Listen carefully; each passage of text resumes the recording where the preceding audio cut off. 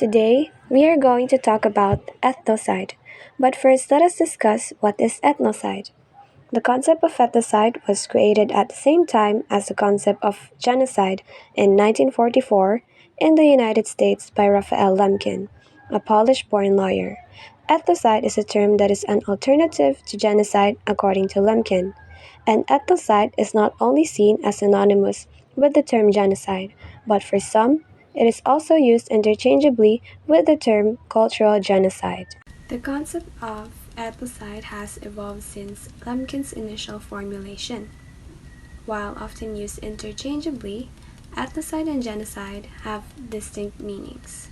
Genocide, as defined by the 1948 UN Convention, involves acts intended to destroy, in whole or in part, a national, ethnical, racial, or religious group, focusing on physical or biological destruction. Ethnocide, conversely, doesn't always involve physical violence. It's a more subtle form of destruction, targeting the intangible elements of a group's identity. And now let us move on to the legal definitions and frameworks.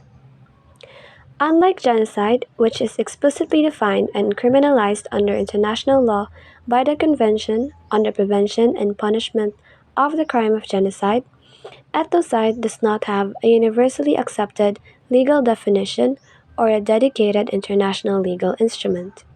The term was proposed during the drafting of the Genocide Convention, but it was not included in the final text.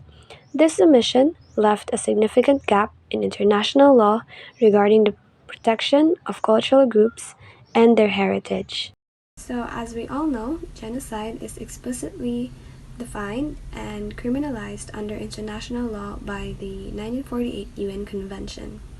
This landmark treaty established a clear framework for understanding and addressing the deliberate destruction of national, ethnic, racial, or religious groups.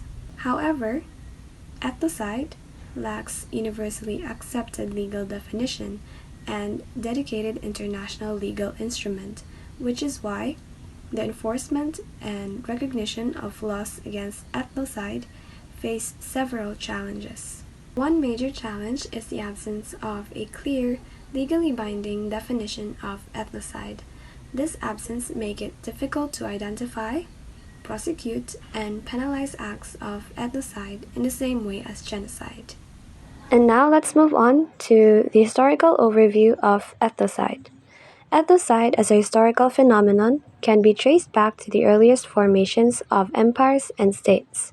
The expansion of ancient empires often involved not just the conquest of territories, but also the assimilation of the cultures within those territories.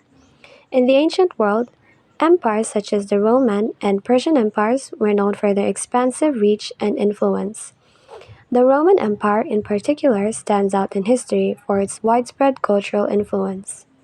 In pre-modern societies, ethnocide often occurred during periods of conquest and expansion.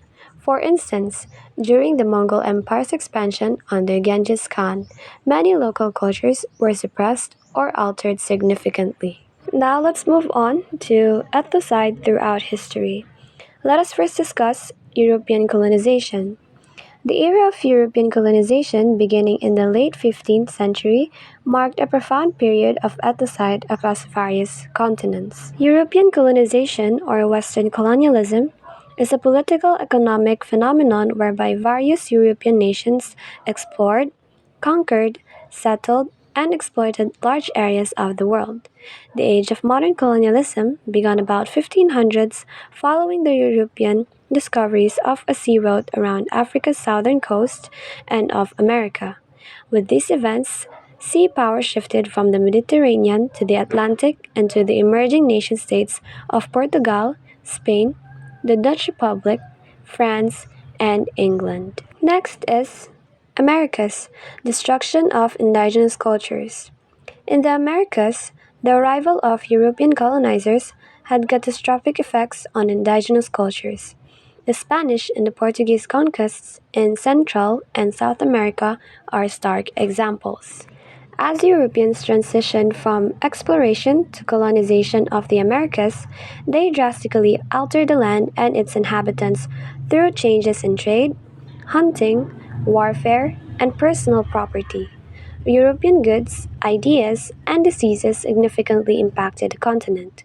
Colonies became divided along religious and racial lines, with many individuals enslaved or serving as laborers to generate wealth for others. Let's move on to Africa. Cultural impacts of colonial rule. In Africa, European colonization reshaped the cultural landscape of the continent. Colonial powers, including Britain, France, Belgium, and Portugal, established boundaries and governments that paid little heed to existing ethnic and cultural divisions. Colonization significantly affected African identity by erasing, distorting, and marginalizing indigenous cultures and practices. Analyzing this impact reveals how colonial policies shaped African self perception, intergroup dynamics, and notions of belonging. Western values and ideologies imposed during the colonial era disrupted traditional customs, languages, and belief systems, leading to their devaluation or suppression. Next is Australia and Oceania, Aboriginal and Islander cultures. The colonization of Australia and Oceania had a devastating impact on Aboriginal and Islander cultures. The arrival of the British in Australia in 1788 marked the beginning of a long period of oppression for the Aboriginal peoples. European colonization of Australia and Oceania shaped the region's political geography, beginning with the 16th century exploration by Ferdinand Magellan. Driven by nationalist pride, trade expansion, and the desire to spread Christianity, colonial powers like England, France, Germany, and Spain established dominance. Indigenous populations faced harsh treatment as European powers deemed the lands terra nullius or no man's land, inhabited by heathen natives.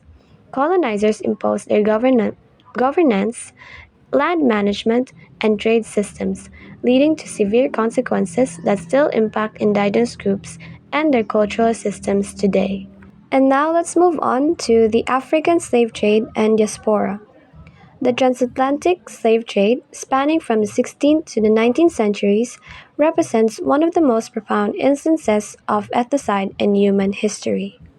The transatlantic slave trade was a segment of the global slave trade that transported between 10 million and 12 million enslaved Africans across the Atlantic Ocean to the Americas from the 16th to the 19th century. The trade began with Portuguese ships transporting Africans for labor on sugar plantations in the Cape Verde and Madeira Islands in the 1480s. It expanded significantly in the 17th century with the growth of plantations in the Caribbean and the North America, reaching its peak in the 18th century. The trade had devastating effects on African societies, promoting violence and depopulation and severely impacting economic and agricultural development. And lastly, the Uyghur ethnocide. More than a million Muslims have been arbitrarily detained in China's Xinjiang region.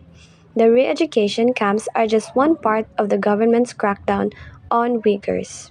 Since 2017, an estimated 800,000 to 2 million Uyghurs and other Muslims, including ethnic Kazakhs and Uzbeks, have been detained in China, often referred to by the government as vocational education and training centers. They were often targeted for reasons such as maintaining contact with sensitive countries, attending mosque services, having multiple children, or expressing their religious beliefs. Reports reveal that detainees were coerced into pledging loyalty to the Chinese Communist Party, renouncing Islam, and promoting communism while being forced to learn Mandarin. And now let's move on to ethnocide and contemporary conflict zones. Let's start with Middle East. Cultural destruction in Iraq and Syria. The conflicts in Iraq and Syria, which intensified in the early 21st century, have led to significant cultural destruction. In Iraq, the aftermath of the 2003 invasion and the subsequent civil unrest saw the widespread looting and destruction of historical sites. Since the onset of the conflict in Iraq, there has been a significant loss of human life and a humanitarian crisis affecting cultural and religious minorities. Intentional destruction of cultural heritage has escalated, aiming to erase the country's history and disrupt the coexistence of diverse communities.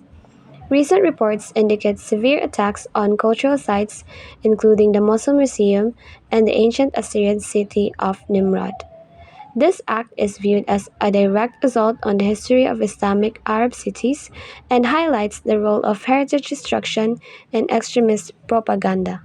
Next is the Balkans, cultural conflicts and their aftermath. The ethnocide in the Balkans, particularly during the Yugoslav wars in the 1990s, provides another example of cultural destruction in conflict zones. The wars were marked by ethnic cleansing and the deliberate targeting of cultural symbols. Beginning in April 1992, Serbia initiated a campaign of ethnic cleansing in Bosnian territory, systematically targeting and removing Bosnian Muslims known as Bosniaks. Serbia, along with ethnic Bosnian Serbs, attacked Bosniaks using former Yugoslavian military equipment and besieged Sarajevo, the capital city.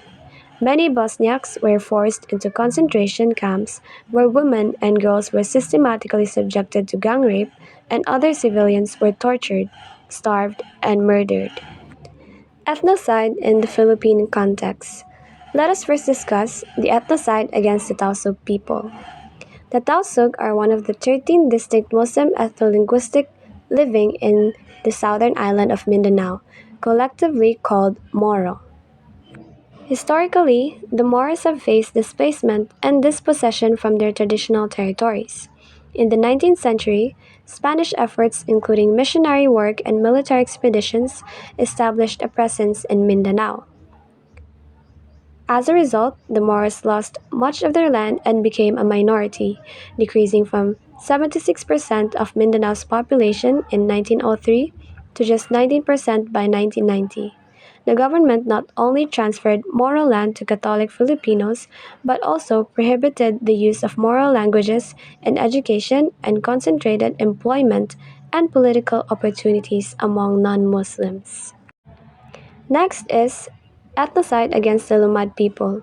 Kalumaran, a confederation of different indigenous tribes in Mindanao, has expressed alarm over a series of direct attacks, killings, arrests, harassments, zoning, and vilification in Lumad areas where it says that there is a strong resistance against environmental plunder. The reported attacks are concentrated in Bukidnon, Davao del Norte, and Surigao del Sur provinces, which host privately operated Lumad schools regulated by the Department of Education. The persecution of these schools contradicts the government's interests and is an unnecessary tragedy. For example, the Salugpungan Tatano Iganugun Community Learning Center, established by the Talaingod Manubo tribe in 2007, operated by 55 DepEd authorized schools until 2019. However, increased red tagging, violence, threats, and harassment resulted in only 30 schools completing the school year.